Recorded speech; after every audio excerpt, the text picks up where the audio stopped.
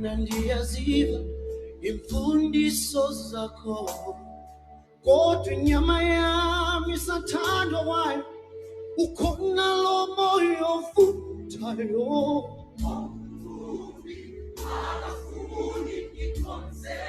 yena uyandibambezela lo moya kodwa ngifundisiwe ukubaluleka kwezimiso kodwa ayibo lo moya wona udlala mubi ngoba angafuni ngimamele izina uyandibambezela mihla yonke kodwa ngifundisiwe ukubaluleka kwezimiso ngithi hayi lo moya mawuthethe kimi udlala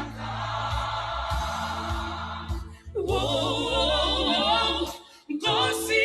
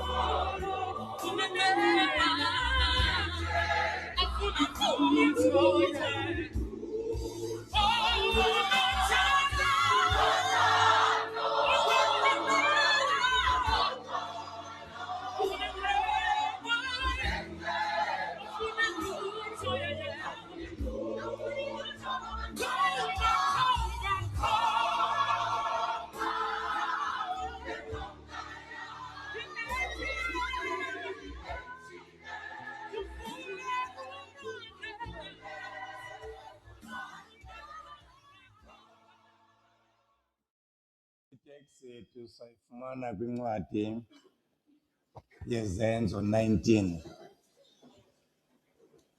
sizoyihlanganisa nencwadi kaYohane wokuqala kanye nencwadi kaYohane 17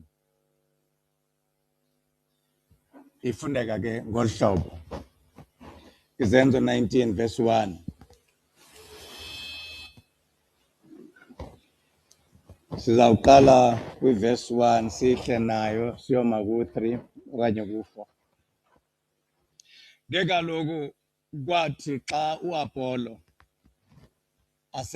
aseKorinte uPawulos sewatyhutshile amacala asentla weza eEfesi wafumana abafundi bathile wathi kubo umoya oyingcwele namamkela na nakholwayo nje bathi ke bona kuye asizanga sive nokuva ukuba kukho umoya oyingcwele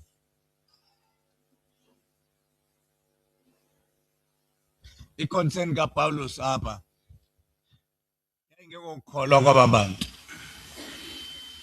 yayilungile into yokukholwa kwabo kodwa wayesazi into yoba olu kholo lwabo alunako ukusustaineka alunako ukugqibelela umoya oyingcwele ungekho nanso ingxaki kaPawulos kula makholwa athi ke la makholwa enyanisekile asizange sive nokuva ngantoni but bayakholwa kuThixo baninzi ke abantu abakholwa kuThixo kodwa abangazinto ngomoya oyingcwele hayi kuba abeva kuthethwa ngawo but abayazi imisebenzi kabani kamoya oyingcwele kuba zange bathini. Kuyacaca ke kuba lo moya oyingcwele awusuke nje umehlele umuntu la athetha ngayo. Ukhona umoya oyingcwele obawelayo abantu, njengoba nawe ungathi nje ulapha enkonzweni nje wathi ngolwasuku lokwamkeliswa komoya oyingcwele wakuwela nawe. Uyabona ke into ekuweleyo ayingeni ngaphakathi, ihlala ingaphandle. Ngamanye amazwi ayikusebenzi wena, uhlala uyilanto ubutheni ubuyiyo. Uzomana usixelela into yoba ikakade lam into ethile ndidibana nayo mna. Now ngeli xesha abantu abamkele umoya oyingcwele bemkile emakakedeni, ithemba labo linye nguThixo. Abantu abamkele umoya oyingcwele bayabonakala, njengabantu abawelwe ngumoya oyingcwele bayabonakala. Yiyo le nto umva ethetha apha uYesu Kristu athi baninzi abaminyiweyo kodwa bambalwa obunyilweyo. Uyabona ke ngolu suku lwe-New Year anga uThixo angakonyula nawe uwelwe ngumoya, ube phakathi kwabanyulwa, ngoba iyabonakala le nto uba ungayamkelanga le nto ingumoya oyingcwele. Kuyabonakala uba awamkelekanga pha kuPawulos. Uthi ke uPawulos wathi kubo, nanibhaptizelwe enini naphofu? Bathe ke bona, elibhaptizweni lukaYohane. Uyaluva ulibhaptizo? Hayi bethuna ningathi uMphofu Nongqongo uyagxeka. Andigxeki to, into yandizama ucacisa effect. Olu bhaptizo ngamanzi lade lanikwa igama kwa ubhaptizo olu, kwathiwa lubhaptizo lwantoni? LukaYohane. Ngamanye amazwi xa engekho uYohane lolu ngabani?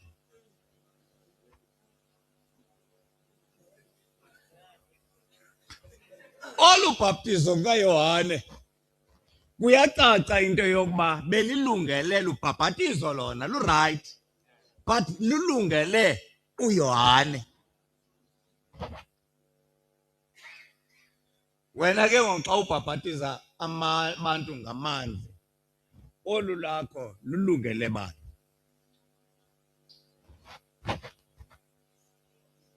Ufunda ke wena eBhayibhileni namhlanje, bafike abantu uthi abathatha uyibasa emlanjeni uyobabhabhatiza, njengoba naseBhayibhileni kubhaliwe kuba ngobhabhatizo. Lolu ngabani olwabhaptiza? Wena unguYohane.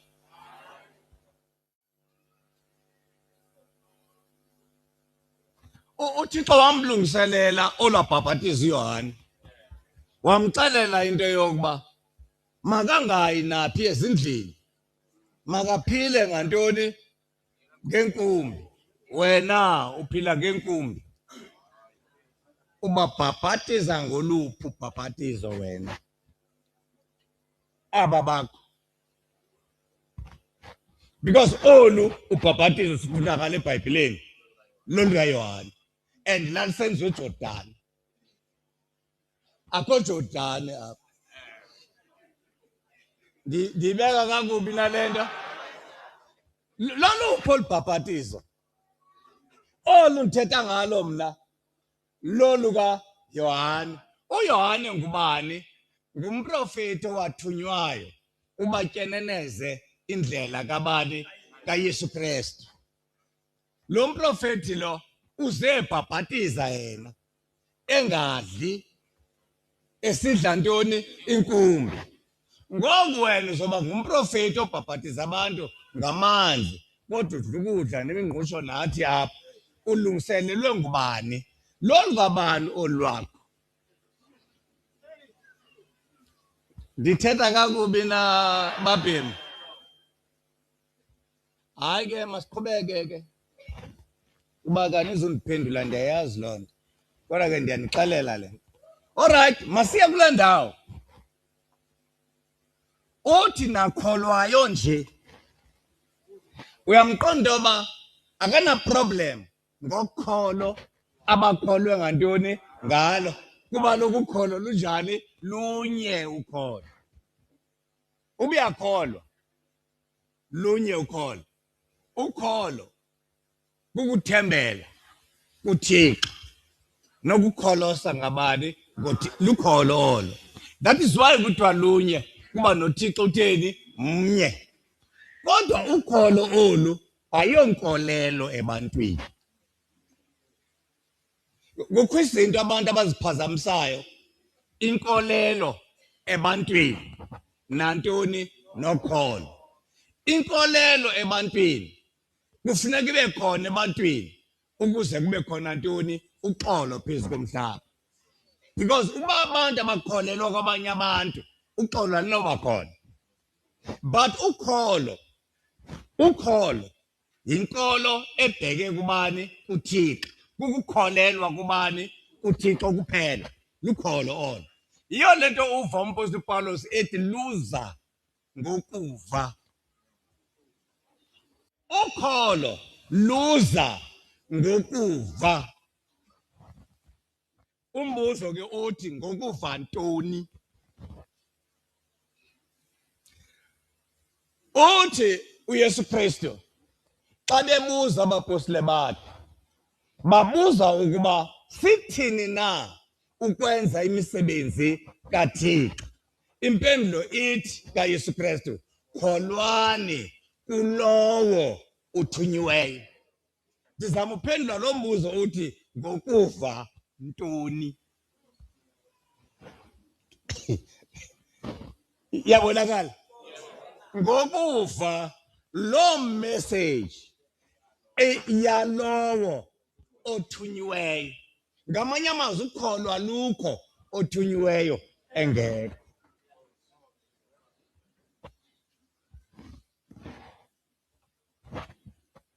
Umbuzo ke uthi othunywe ngubani? Kuba lokhu baninzi abantu abathunyiweyo.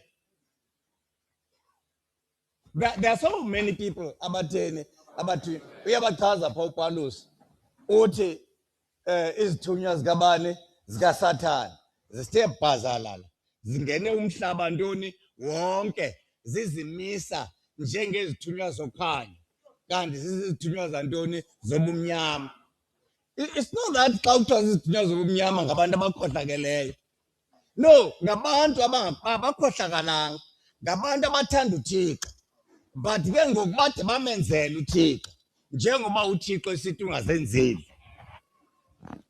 Zebeka njani? Kwimithetho elishumi uThixo ungazenzeli nanye into emiliswe emhlabeni naphi nasemanzini. But uzawufika bona betheni bezenzela. Hayi ndithetha ngabo bantu kuthethwa ngabo eBhayibhileni. Andiqondi uba bakhona apha eSouth Africa abo bantu. Hayi aba ndithetha ngabo ngaba kuthethwa ngabo phi eBhayibhileni. Ukuba ke bakhona bawusuke bazilungise. Sibeka kanjani na? Le nto kufuneka sikholwe kuyo imessage yalo utheni uthunyiweyo. Athi ke umpostoli uPawulos bawuthini na ejonge aba bantu bashumayelayo uhlangana nabo pha eKorinte uthi bawuthini na ukushumayela bengathunywanga. Ayivakali intetho yam? Ayivakali izivakashi zam? Ngamanye amazwi ubuhlangene nabantu abashumayela ivangeli bengathunywanga hlangene nelishwa. Lishwa yeli uhlangene nantoni? Because soziyazi inyaniso. Ndibeka kanjani? Ibe into ekhululayo ke inyaniso. Ayonto efana nantoni nenyaniso. Yabona ke njengoba kukhona ibhatha nje ithi yawuthengwa kakhulu ibhatha udibane nabantu ngoku sebesenza imajarini bathi yibhatha kodwa imajarini le andazi noba nifuna ukwenza imajarini nanani imajarini asiyobhatha into nayo kuba iyathengiseka ibhatha bonke ke ngoba zakwenza imajarini stock majarini bathi yintoni ibhatha nasenkolweni ke kunjalo uPawulos wahlangana nobani uthi bawuthini na ukushumayela betheni kuyacaca ukuba bebekhona kwelaa xesha labo abantu abashumayela bengathunywanga uthi ke kwincwadi yamaKorinto 15 ngaphaya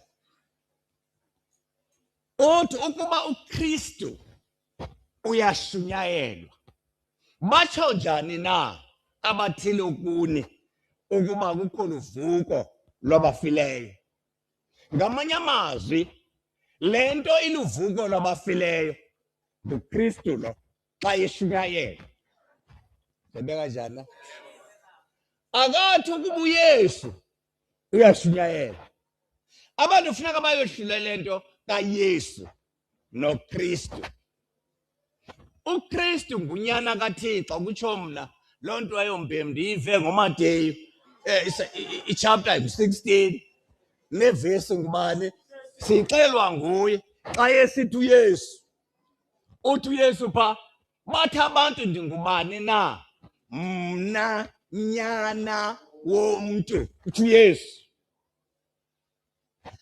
xa ephendula uPetros phaya uthi unguKristu unyana kaThixo ophilileyo zingaphi ngokwento uYesu uvuma uba ngubani ungunyana womntu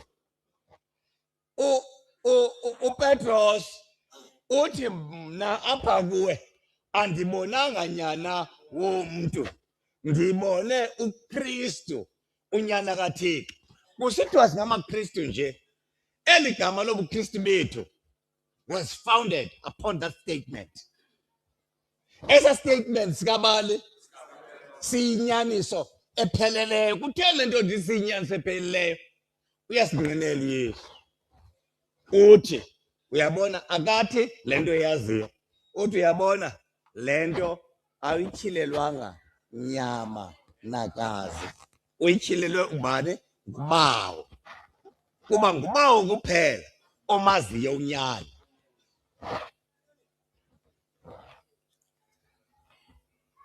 ngamanye amazwi xa esithi ngubawo kuphela omaziyo unyana loo nto ithetha ukuthi bonke abapostile akho kwabawo abamaziyo ubawo umntu omaziyo ngulo uba uzityhile phi ulo nisayiva le iyo ke le nto kuthiwa kholwani kulo utheni othunyiweyo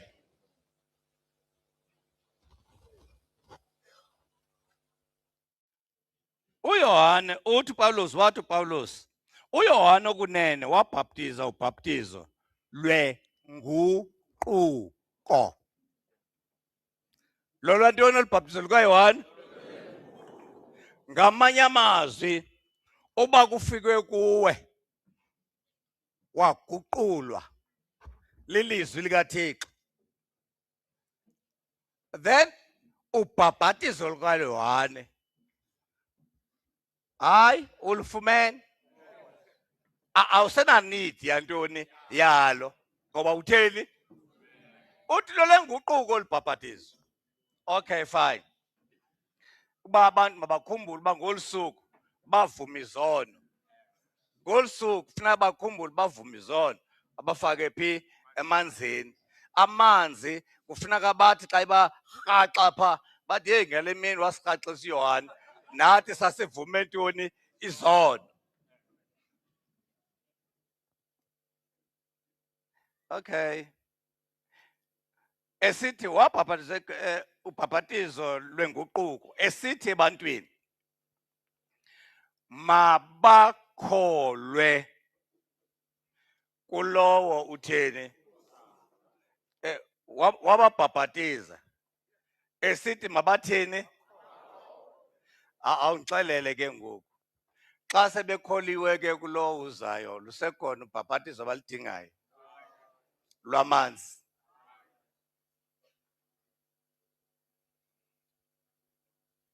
Hayi kaloku ndingandiphendula. Uthi mabakholwe kulowo utheni. Ngamanye amazwi wayelungiselela lowo utheni ongubani onguYesu Kristu. Ndiyayazi uba ndingayigqibile kaKristu noYesu. Ndisezawuya kuyo. Into nayo ndifuna unixelela le nto. Musana ukulinganisa uYesu noKristu. uKristu mdala kunabani kunoYesu. Kuba lokhu uKristu lo ngunyana kaThixo. uYesu lo ngunyana kaJosefu noMaria. Uthi uYesu okuzelwe ngumntu. Okuthe okuzelwe yinyama kuyintoni? Kuyinyama. Loo nto ithetha ukuthi okuzelwe ngumntu kuyintoni? Khangela uYesu ubuzelwe nini na? Uzelwe beninzi abantu, sebebaninzi abantu, naye wazalwa ngomnye wabo. Ndizabeka kanjani? Kodwa uKristu akazalwanga mntu. uKristu akanamlibo wokuzalwa. uYesu unomlibo wokuzalwa. Ndingakufundela wona pha umlibo kabani? kaYesu. Kodwa uKristu yena akanamlibo wakuzalwa. Ngokuba kutheni? Ngoba lo Kristu sithetha ngayo ngulizwi owayekho ekuqalekeni. Enabani? EnoThixo. noThixo ekuye. Lo lizwi lo ngunyana apha kuThixo. Lo lizwi lo itsho njalo incwadi kaYohane ube lukhanyiselo. Ayivakali le nto? Ndiphinde. uYesu msana umlinganisa nabani? noKristu. uKristu ngumdali wethu. ngumdali wezulu nomhlaba. uYesu ngunyana womntu. Njengoba naye etheni esitsho kwincwadi kabani? kaMateyu 16. But ayingonyana womntu omncinane kuthi, mkhulu kuthi. Kuba uThixo ulizwi waba yinyama. Enyameni yantoni? yakhe. Sebeka kanjani na? uThixo ulizwi waba yintoni? waba yinyama. Watsho ke ngoku yena wangubani? wanguThixo umntu. A God man. uYesu Kristu nguThixo. Kodwa uYesu ngunyana womntu. uYesu Kristu nguThixo ngoba uThixo ulizwi onguKristu waba yinyama kabani? kaYesu. Ayivakali nale nthethayo? Ndizama ukuya kulaa nto yothi kholwani kulo uthunyiweyo. Akathi kholwani kwabo bathunyiweyo. Bebengekho abathunyiweyo kanene? Kodwa why kuthi sike uthi kholwa kulo umthunyiweyo? Nguye. Ubani? uKristu. Because abanye aba bathunywe nguYesu Kristu. But uYesu lo uthunywe nguKristu. Iyo le nto umva noba sethandaza uYesu. Awumva nangemini enye esithi Thixo wethu sincede kule ngxaki. Uthi bawo. Uthatha naxa efundisa abapostile bakhe ubafundisa ukuthandaza kubani? Kuyise. Ngubani lo yise? Kristu. That is why ethi kuPawulos kwincwadi yabaRoma uthi akukho kugwetywa kwaba kuKristu. Ufuna singalahleki kule ndawo. Uba esi siseko esisisaphi entsindisweni yethu uKristu.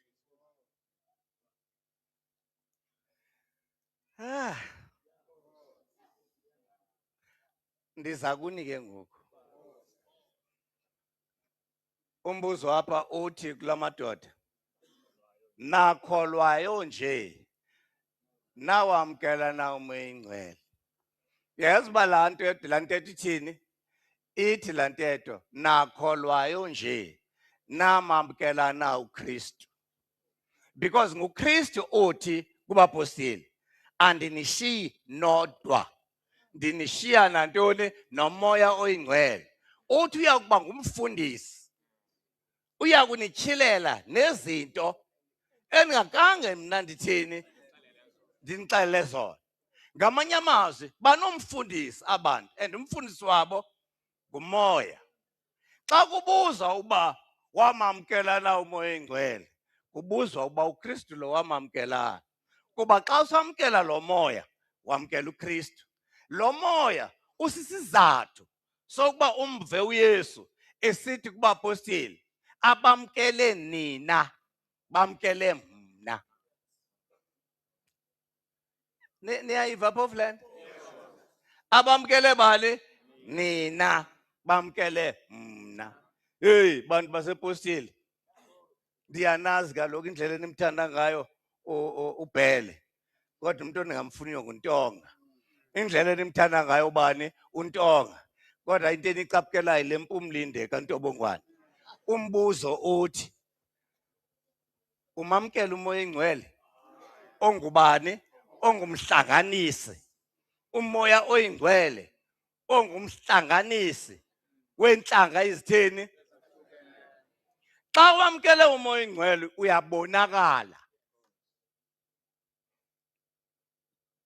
Uyabona umuntu xa ephethwe luchuku, emkele umoya kaSathane, umoya wentlebendwane, uyabonakala.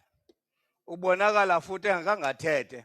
Uthi wawuthi gqi phaya, akhumbule laa nto ibithethwa kwi-social media, asininike.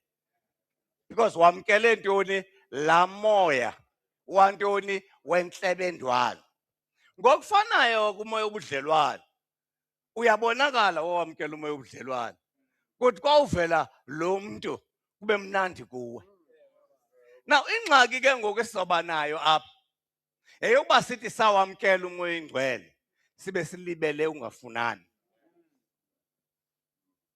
Sihlaza, senyelisa umoya oyingcwele. Sikleyima uba sathini? Sawamkela. But indlela esitheni esingafunani ngantoni ngayo ibonisa into yokuba asinawo umoya wobudlelwane. Umoya wobudlelwane usifundisa ukuxolana. Awukwazi ngomoya wobudlelwane oko ubuqumbe izolo usaqumbe nanini nanamhlanje. Usifundisa ukulibala ngantoni? Ngezondo.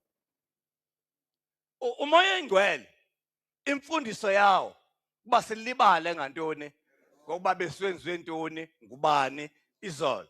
Ubomi mabuqhubeke ubheke phi? Phambili. Otherwise uba ngaba awunayo into yokuqhuba ubomi oluxolo, then ke uyawuma endaweni enye. Xa umoya oyingcwele ukuwele, zininzi iimpawu zokuwelwa ngumoya oyingcwele. Uyathanda ukuthetha ngawo, kodwa awuthandi ukwenza izinto uzithethayo. Uyathanda ukushumayela, kodwa awuthandi ukuphila le mpilo uyishumayelayo.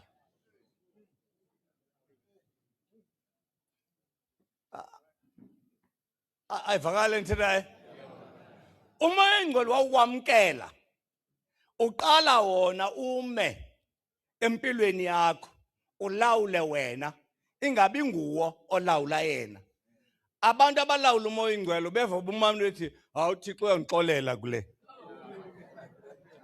Uzawukwenza intando yakhe. Emane ethi uThixo uzawuthini?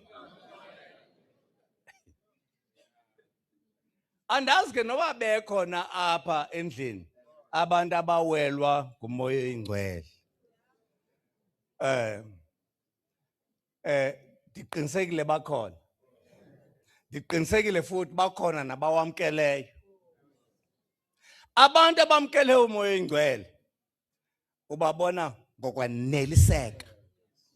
Uyayazi lento kuthiwa lukholo. Xa kuthethwa ngokholo kuthiwa wakholwa nje, kuthetha ukuthi weneliseka, lilizwi olivayo. Xa ungakange weneliseke intoni? Lilizwi olivayo. Uzohamba uthetha enye ivateme singayazi. Iproblem ulwa nale nto uyivileyo. bonke abantu elifikile ilizwi kubo abeneliseka bahambe bembomba bethetha izinto ezichasene nalento bayivileyo. Nokwenza kwabo ke kuba njalo. Why ndithetha lento ngeNew Year?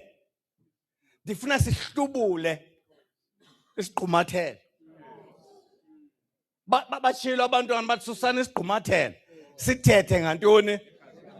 Sikhona isigqumathelo abantu abaye batheni bazogqume ngaso. Laa nto yokuba lo mntu lapha ecaweni weza ngam. Uyalibala into yoba wathandaza kuThixo ukuze lo mntu ezapha. Udibana ngokunaye sembathisa ntoni isigqubathelo emehlweni. Uthi hayi unje ndim. Akho mntu lapha ecaweni ngenxa yomnye. Silapha ecaweni ngenxa kaThixo. Eyokuba uthume bani kweza bani phi kuwe sisithunywa eso. Asizuqubuda esithunyweni sawuqubuda phi kuThixo ulizwi. Mandiqhubeke ndifunda. Make siye ke kwincwadi kaYohane yokuqala. Sijonga uba uyangqinana apha uYohane. Ivesi ke ngu-18 5 ivesi ngu-18 kuYohane wokuqala chapter 5 ivesi ngubani 18 uthi phaya siyazi ukuba bonke abazelwe nguThixo aboni. Niyamvutheni?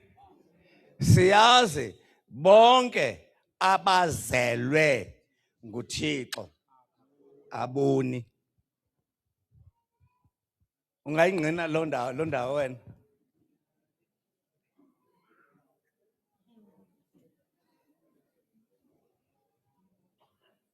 Hayi kuthiwa aboni anti uvela kwi-New Year ubetha amagqongo izolo. Asikwazi ukuphuma kwakho kula maqongo ba uphume wayaphi uzazi wena.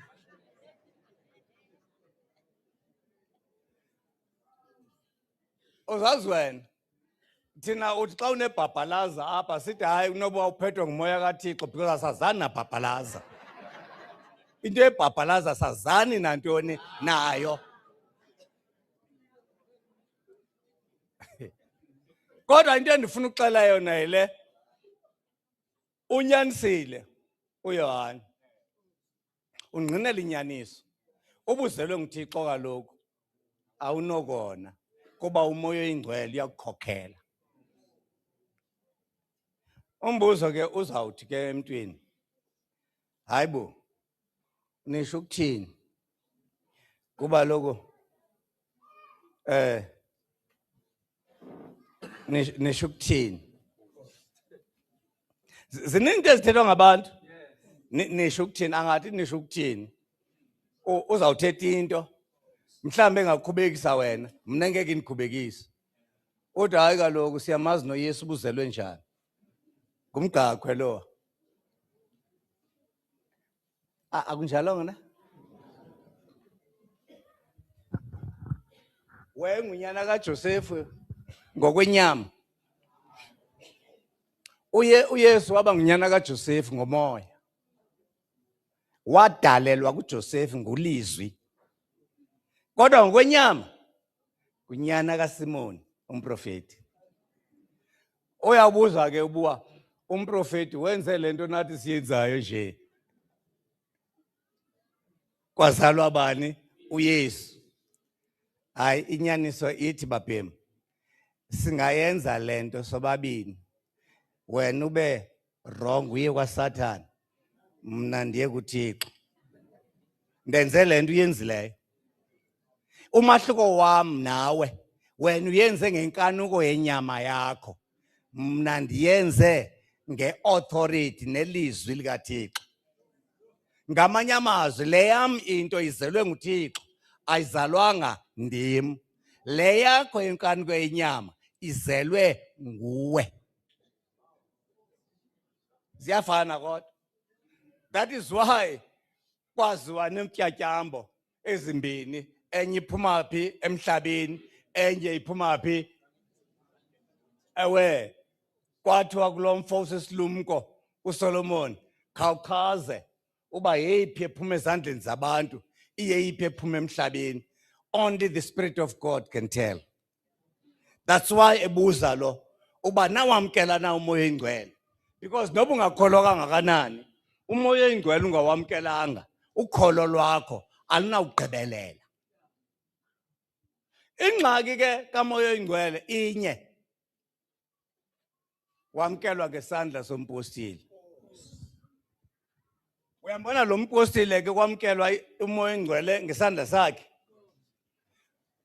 akafunwa nasepostile. So ucinga into yoba zezinye icawe ezitheni zingamfuniyo, hayi akafuna kwaphi. uJudas wayehamba naye Yesu engasihoyanga isandla sinamandla, dibeka kuhlelethe, but ephakathi kwantoni kwabo abathi batheni bayakholwa. Yabona abantu kwethu, indaba yokuzonda umuntu sisihoko eso. Noba ungayazi bikhona into esisihoko, mna ndiyakuxelela, once ungene engizondweni uphehlelelwe ubhabhatizwe ngantoni ngenzondo, ndiyakuxelela awulali buthongo. And la ukubizwa igama lalo muntu umzondayo ukuthi inyaka kuwe, ngamanye amazwi awunakuphila, ustressed. Ingxaki ke yile, asoniwa ngabantu esingabathandiyo, soniwa ngotshomi. Uyabona uba lo mfazi wakho akakuni ufikelele kulaa nto yokuba uthi mawumxolele, and umxolele truly, awukakholwa. Ukholo lwakho lawugqibelela xa usenza umthetho kamoya oyingcwele, ubonakaliswa umoya oyingcwele ngaphakathi kwantoni kwakho. Umoya oyingcwele othini, osifundisa ukuxolela, njengoba nathi sitheni sifuna ukuxolela. Yabona nathi siyafuna ukuxolela, nathi ke masithini. That is why uYesu Kristu esithi kubapostile bakhe xa bebanika umthandazo, bathi zenithi usixolele izono zethu njengoba nathi sitheni. Ukuba awukwazi ukuxolela abakonayo, awunawuthandaza la mthandazo, because uThixo ugweba ngokugweba ugweba ngalo. Le nkonzo ayingeke iqhekeke uxolo lutheni lukhona. Niqhekeka nje ningavani. Umoya oyingcwele anizange niwamkele. Uyafika uMartha pha ugulelwa ngintoni ngumsakwabo, uya kuYesu uthi, Nkosi, ukuba ubukhona ngengafanga umsakwethu umntakwethu. Kuyacaca uba lo Kristu sithetha ngaye luvuko nyani. Uba ukhona akufi mntu. Nawe ke ubumoya oyingcwele ubukhona kuwe ngongakange uduzonde. Ndibeka kubina. Why? Ngoba umoya oyingcwele ungumthuthuzeli. Umoya oyingcwele intoni? Xa uthuthuzelwa awuxoli nababhemi. Leyo ubungaxolisanye uba uthuthuzelwa noko. Ufaka uthethe into pha ndikwa region A, uNkosi Ufako xa ephakame thetha ubalisa ngebali umuntu ocabe babonene bade baya kuMantyi. Ngoxa befika edolophini uthi uMantyi emfundini uthetha into yoba lo msindo wakho mkhulu kangangoba usuke ngapha eFlagstaff kwakho wazofika apha edolophini usenawo.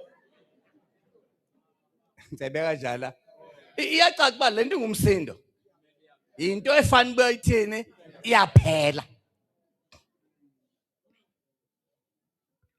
Ake mandidlule ndisafuna nje iBhayibhile andizushumayela nabo abantu abazawushumayela. Mna ndisafuna nje iBhayibhile le. Sizoyihlanganisa ke la ncwadi kaYohane 5. Uthi apha siyazi ukuba bonke abazelwe nguThixo abuni.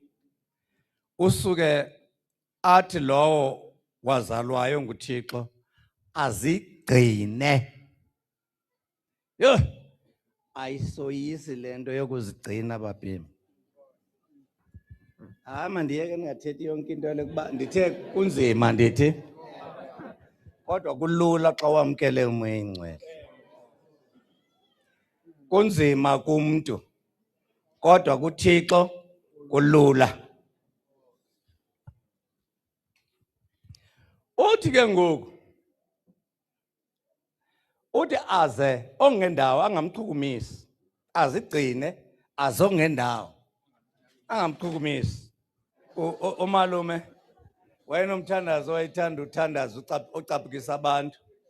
Wayethi umalume xa ethandaza umalume wami uthi bawo sobagcina ke abaphezulu bephezulu. Usobagcina nabo basezantsi besezantsi.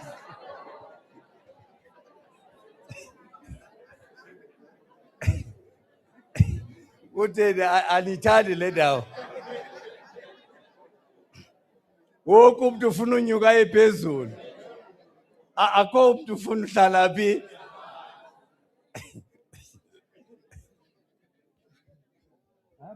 Masidlule.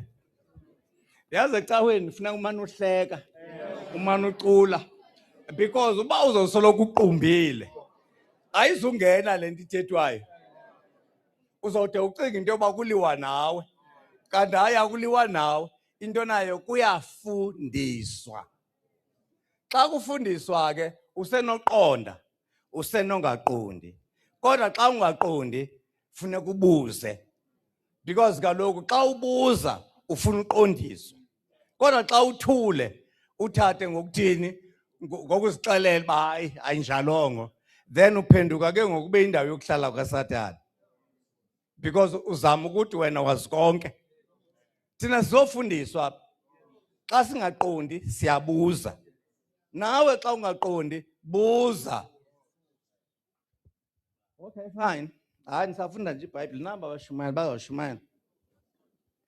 Siyazi ukuba singaba kaThixo nokuba ihlabathi liphela lilele kongendawo.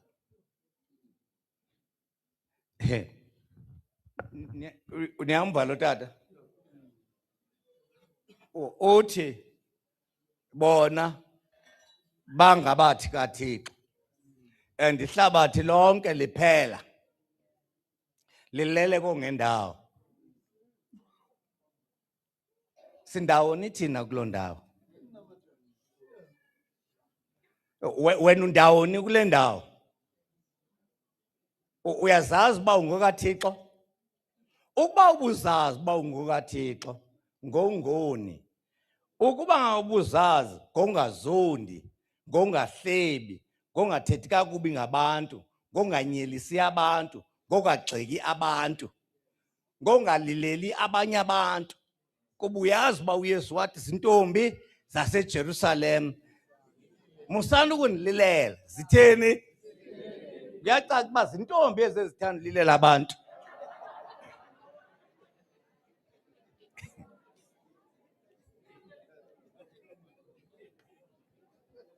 Yamani indlela endlela sihambayo. Uthi ke siyazi ukuba unyana kaThixo ufikile. Wasinika ingqondo ukuze simazi oyinyaniso. Athi ke ngoku sikuye ke oyinyaniso. Kuye unyana wakhe uYesu Kristu. Neva akathi kuye unyana wakhe uYesu. uthi kuye unyana wakhe ubani?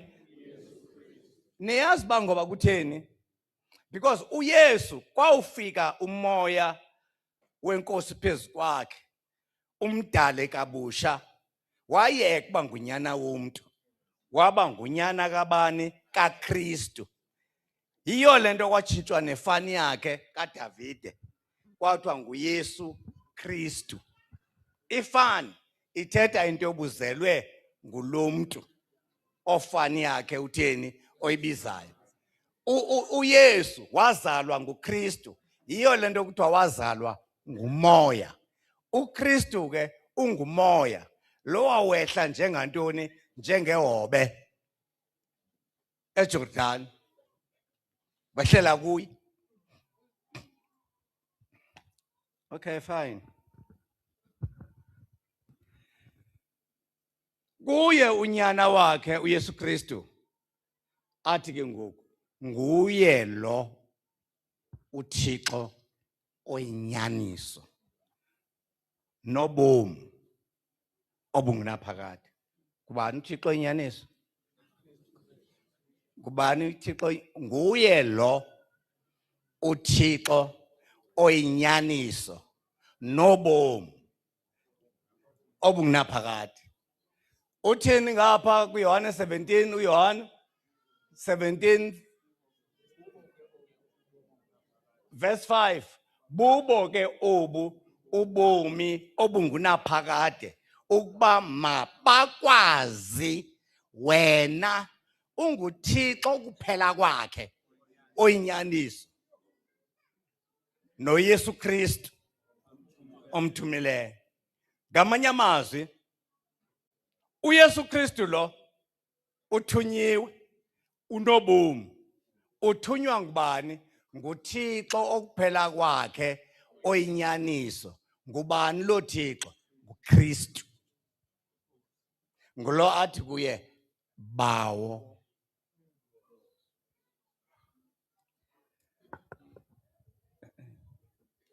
Khawuxabane ke ngoku, uxabane noYesu, uyakuya kuKristu.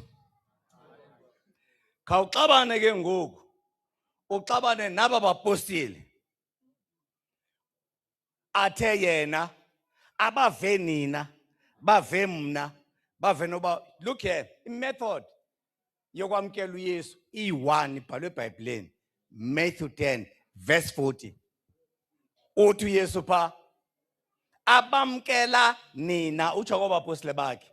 Akathi abamkela mna, uthi abamkela nina, bamkela mna. Ngamanye amazwi, uzukwazi undamkela kufuneka uqala wamkele aba. Ndithetha irubbish? Hayi, Matthew 10 verse 40 ungayifunda nawe. Ngamanye amazwi, awunoma pha uthi ndimamkela uYesu sikuthandaze. Akamkelwa ngolo hlobo. Mamkele ngale ndlela uYesu athi wamkelwa ngantoni ngayo, not ngale ndlela yakho theni oyicingileyo. Ikhona le ndlela esicinga ngayo, esivele siphasa siphakame sithi masiphakamise izandla sithandaze, sithi siyazinikela phi. uYesu akathethanga loo nto. Matthew 10 verse 40. Uthume abantu, ugrume abantu, wabafundisa, wabanikeza izwi lobomi.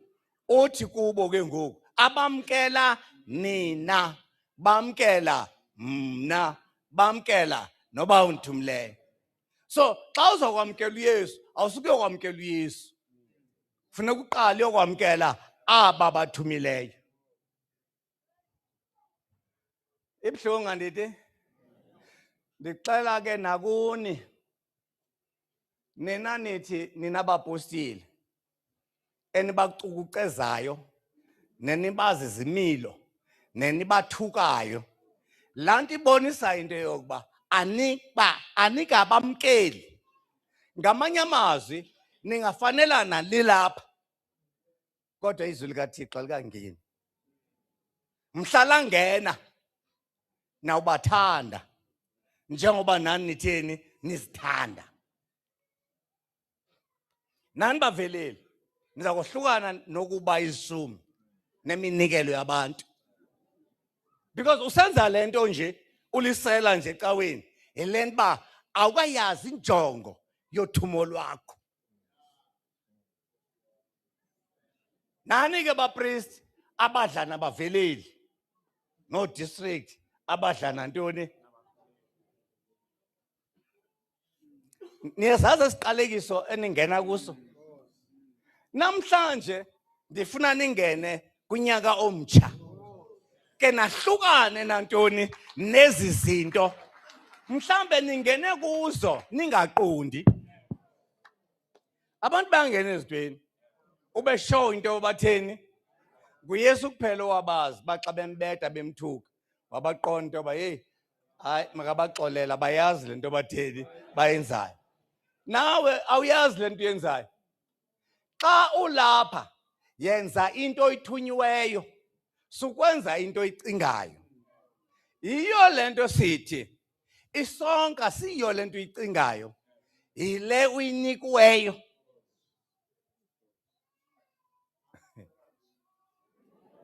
Wathabatha isonka.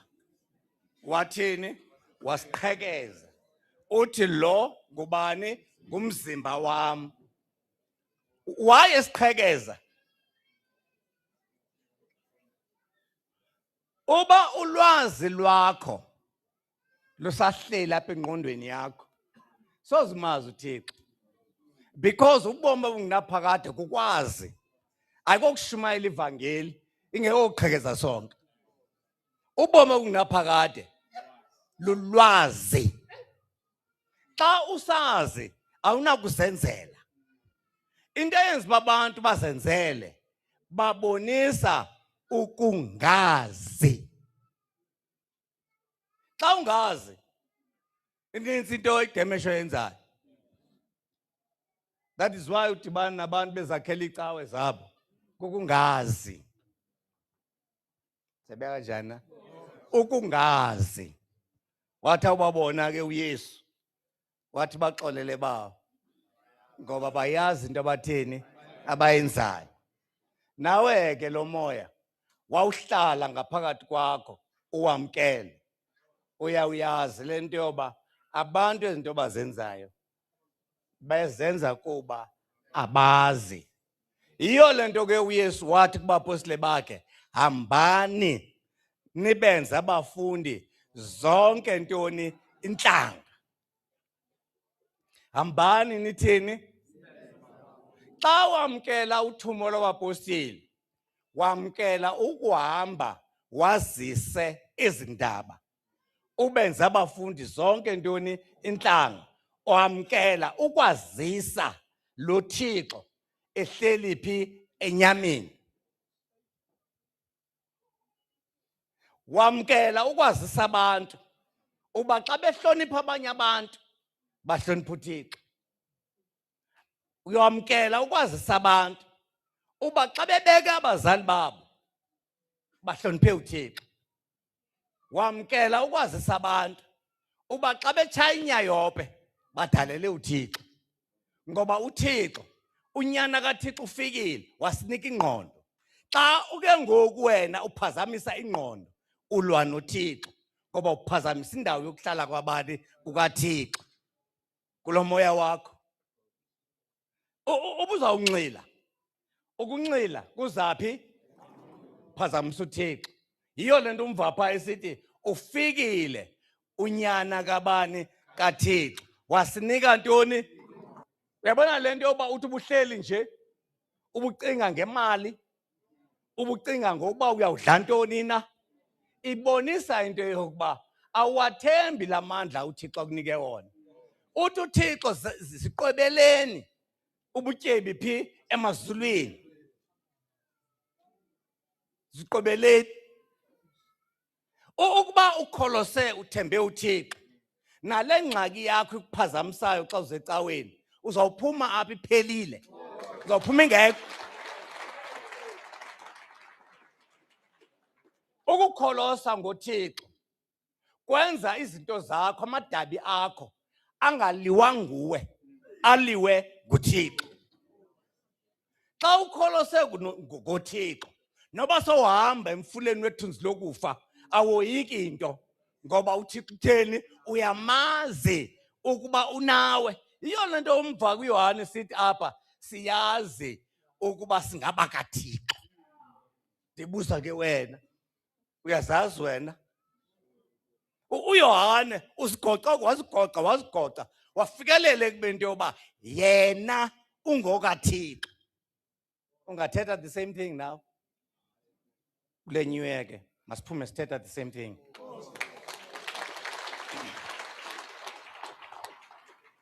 Uyayazi indaba eyenza into ubomi benzima kokuba ubomi sifuna ubenza. Ubomi awunakubenza, kufuneka ubuphiwe ubuphile. Ubomi uyabuphiwa. Yiyo le nto athi thandazani. Usomandla ninike ntoni? Isonka semihla uyabuphiwa ubomi. And once uThixo akupha ubomi bakho akho mntu nokuthatha. Selethanda. Sihlangana nengxaki ezininzi apha. Ubuhlangana, uyazi xa ungumntana ompostile uyafunda esikolweni, ungena ngoJanuwari, laa mini ungena ngayo uyayazi uba uzawupasa at the end of the year. Futhi awunayo enye into. Isibopho sakho asiqali laa mini ubhala. Siqala ngalaa mini urestarisha. Ya, ngalaa mini urestarisha uyayibona idigri yakho ingekafiki. Laa nto ke ikwenza into yokuba zonke izinto zakho uziphosa uzinikele phi? kuThixo. Uyazi xa ukholwa, xa uyiphatha nje incwadi ubiza amagama amathathu. Ngexesha yena wayephethe indebe yakhe uYesu yentlungu, eyakho intlungu zezincwadi, uyithatha le ncwadi uyithi uthi mayidlule le ndebe, kungabi ngokuthanda kwami ibe ngokuthanda kwakho. Dabula iphepha uyoma ngaphaya. Zebe kanjani? Ukholo lunemisebenzi. Alukho ukholo oludala.